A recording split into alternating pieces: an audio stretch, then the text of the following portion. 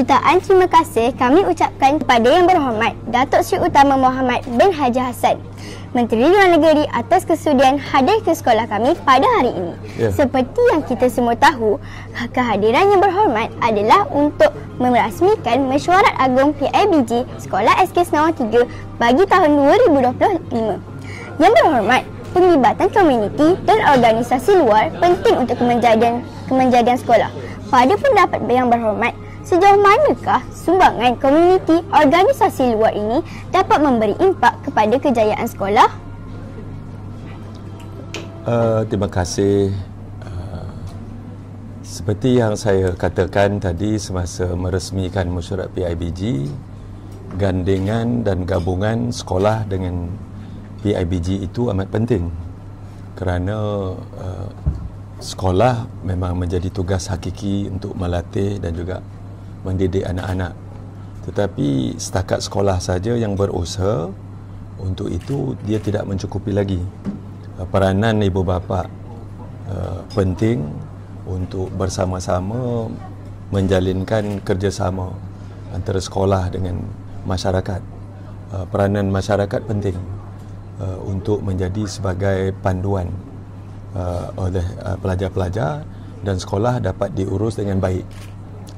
PIBG boleh berperanan sebagai jembatan antara masyarakat dengan sekolah, dan sekolah pula tidak boleh terlampau terasing sangat.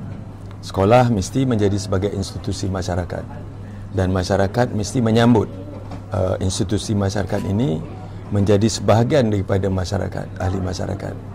Jadi apa jua yang berlaku di sekolah, masalah disiplin, masalah perkebagaiannya, masyarakat mesti bersama-sama membantu pengurusan sekolah untuk dapat pastikan yang hasilnya nanti adalah untuk kebaikan anak-anak pelajar-pelajar kita.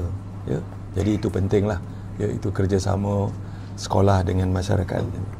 Boleh tak Yang Berhormat berikan sedikit pesanan ataupun harapan kepada warga sekolah PIBG dan juga komuniti setempat agar dapat bersama berganding bahu membangunkan kejayaan sekolah?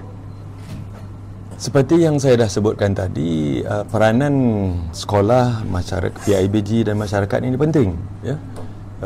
Gabungan ini biar menjadi gabungan segitiga, yang mana jika salah satu daripada segitiga ini tidak berperanan, maka hasrat untuk kita mencapai kejayaan seperti mana yang nak dihasratkan tidak susah untuk kita capai.